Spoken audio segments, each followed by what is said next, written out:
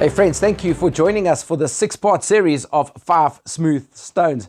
We've quite an incredible revelation it's been, and we've come to the end of our path and our journey with our friend King David, who I can relate to. I find him a very relatable, realistic figure because of the successes in his life and also the flaming failures. All right, I mean, gee, look at that life of contradictions and complications and complexities. Gee, who knew that somebody could be kind of that complicated? Well, we're looking at some of his successes, which have been incredible, and some of his failures. Look, just think about the flaming plane crash of a disaster of his affair with this lady that he saw bathing. And I don't know if her name was Sheba, and maybe there were other Shebas, and then because he saw her bathing, she became Bathsheba. Anyway, that's a dad joke. You can laugh about it later. But truth be known, I mean, he had this flaming wipeout with this chick. And what an embarrassment. But then God turned that around because her son, Solomon, became David's choice as king on the throne. Listen, and by far a better choice than Absalom, who turned out to be a pompous brat. And the next one in line, the next successor to the throne after Absalom, who was Adonijah, who also, incidentally, set himself up as king. Now, the Bible tells us that our friend Absalom was he was an anti-hero, right? He's not the hero. David's the hero of the story, but the kind of villain of the story is a guy called Absalom, who happened to be the king's son. And I don't know, I mean, perhaps he should have set himself up as king because he was next in line. But you know what he did? Without changing his personality and his inner maturity, he actually worked on the external trappings. He got himself a beautiful vehicle, got himself a stunning wheelsmobile, and drawn by horses, a chariot. The Bible says he purchased that for himself, and he got himself 50 men to run ahead of him. You know, he needed a blue light brigade to announce his comings and goings. Whereas in contrast to King David, who was a humble shepherd and was happy to live, he was happy to dance in his underwear before the Lord in front of people. This other guy was a bit of a pompous brat, right? He set up a monument in his own honor, the Bible tells us. Absalom was a bit of a poser. Beautiful. The Bible says it was beautiful. Maybe he was in love with his own reputation, in love with his own picture in the mirror. And so at one stage and this is where it gets kind of tricky. There's this evil uncle that appears everywhere like the unsummoned butler. He just floats in, and there he is. And he's like that dude in Mr. Deeds who just wafts in all the time. But he's kind of like a marginal character. He's not the center by any means. But every single time there's a disaster in David's life, Joab is there. Now, he seems to be well-intentioned. He's kind of like that uncle who interferes too much. He's got great ideas, but they kind of always turn out really, really bad. I know you don't have one of those people in your family, but anyway, he's that uncle who's a really bad example. So, along the line, Amnon rapes Tamar. Okay, and then Absalom, as the son, takes things into his own hands as the crown prince, the heir crown prince, and he wipes out Amnon. And then David is angry with this guy, so he banishes him to the out and outs somewhere, the king of Geshur. He goes and lives out there in the bush for years. And guess who wheedles him back into the court by some form of manipulation?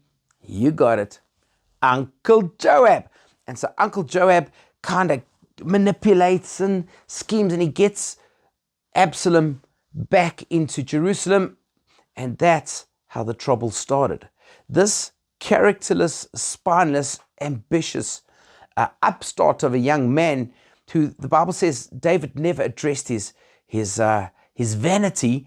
This guy starts up a rebellion against David. First, he sits at the city gates. He wins the hearts of the people. He says, oh, if only I were appointed as a judge in Israel. And he kisses people as they pass by. And he just is a flatterer, manipulator, absolute I cringe when I think of this guy. You know, that guy who's always smooth. He's just smooth. This guy's hair, cut once a year, weighs almost 3 kilograms. He's just like that Italian playboy, smooth kind of guy, right? So anyway, no offense if you're Italian. I do apologize sincerely. But he's like a slimy character. And then he starts this rebellion against David. He declares himself king, goes to Hebron, the traditional place of kings, and he gathers around him a whole bunch of advisors. He says he's going to go and have a sacrifice there, a whole bunch of David's top men and all the brothers, and he declares himself king, and then they start chasing David down. David hears about this, flees Jerusalem, all his top officials, and he thinks they've all sided with us. Because you see, sometimes the press does that. Sometimes there's an association made by association. And so because David's people were there, he thought that they had all sided with Joab, with Absalom, which wasn't the truth. Anyway, long story short, Absalom's vanity and his unaddressed personality defects were his demise. The Bible says, discipline your children while you still have the chance, because indulging them destroys them. That is Proverbs chapter 19, verse 18 in the Message. Indulging them destroys them. The stuff that you tolerate will dominate. And David tolerated the pompousness of his boy. He didn't deal with it decisively. And that became the participation in his downfall. So the question is, did David kill his own sons? Yes, I think he did. I think he killed Absalom. I think he killed him by allowing him to indulge in his own image in the mirror, by allowing him to have such a great self-esteem that he thought himself higher even than his father David. And the word says, honor your father and mother, that you may live a long life in the land the Lord your God is providing for you, in the inheritance, man. To walk in your inheritance, you need to honor your parents. You need to honor your authorities. You can't dishonor. God does not honor dishonor. Absalom was set up for failure. Just think of the way that David honored Saul. He didn't even cut the edge of his garment. He just apologized for. Whereas Absalom, the young upstart, had a different rebellious heart, selfish heart, man, selfish motives. And Joab had helped him with that. So the cool thing about the story is Joab actually is the person who gets to kill Absalom and partly deal with the problem of his own making, which is wonderful. I think it's a good story. He did fix what he'd broken. Fast forward a couple of years and David's on his deathbed, and this boy Adonijah, the next son who was crown prince in the line and the heritage of Absalom, he becomes a villain as well. He does the same thing. He gets himself a chariot because he saw his brother Absalom do that, and he gets 50 men to run out ahead of him and to proclaim himself king. He does the same thing. He goes up and he invites everybody to this festival, all David's sons, except for Solomon. Invites all of them up, and then same thing, he declares himself to be king. Luckily, David had seen this movie before. This guy was copy-paste of Absalom. And David says to Solomon, you need to deal with this. And there are things that you need to deal with decisively. So not all of David's upbringing and his family was a disaster. The amazing thing was his son Solomon became known as the wisest man ever. And Solomon was an intelligent guy, and he was wise, and he was prudent. And so Solomon had to learn something amongst his wisdom. And David says to him in 1 Kings chapter 2, he says to him, be strong, act like a man, and observe what the Lord your God requires. Walk in obedience to him and keep his decrees and commands, his laws and regulations, as is written in the law of Moses. Do this so that you may prosper in all you do and wherever you go, and that the Lord may keep his promise to me. If your descendants watch how they live, and if they walk faithfully before me with all their heart and soul, you will never fail to have a successor on the throne of Israel. How's that for great advice? And Solomon took that advice. And then it amazing how sometimes you can have kids in the same household and some turn out loving Jesus and others don't? And sometimes it's not our fault, you as a parent try. And I want to just help you parents here because, there is one thing about parenting, but there's also a reality of children being children and following their own desires, because they do, in their own wills and their own minds. And so I just want to set you free. If you've got wayward kids, sometimes it's not your fault. Sometimes it can be, but sometimes it's not your fault. Sometimes it's just the kid, right? It's like not taking responsibility for your own life. Yes, sure, we train a child in the way they should go, and when they're old, will not depart from it. We understand that.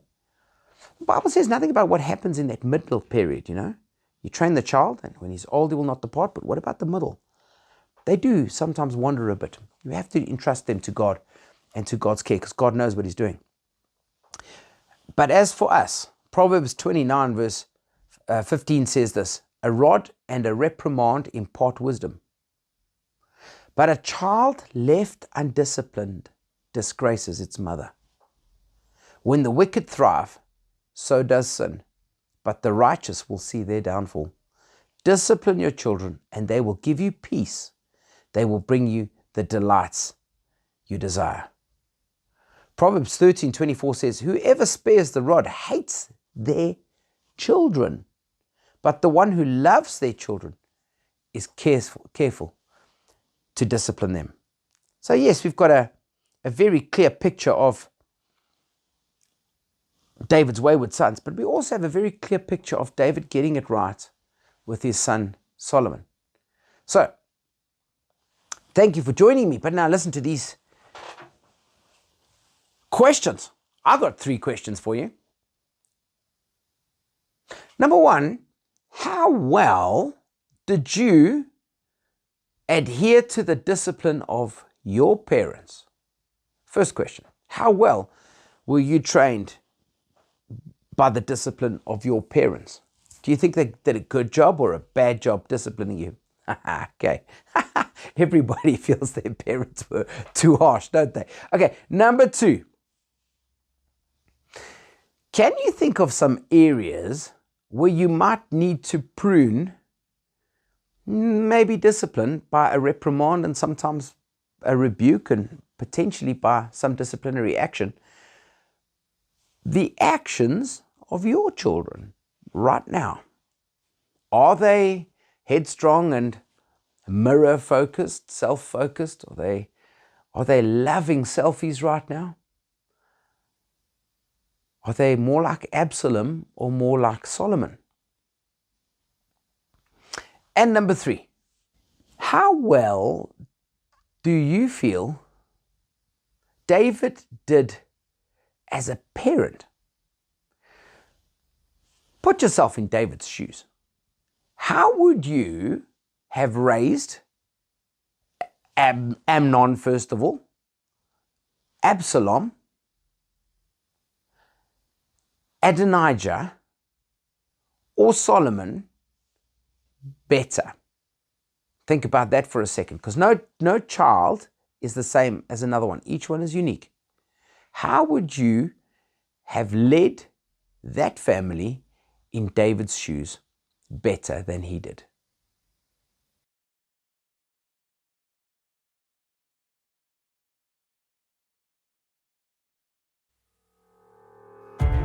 All right, thanks friends for joining us. I'm sure that hot topics of debate happening right now. Please don't fight with me, don't fight with one another. Everybody's got different rules for their own house. God bless, see you soon.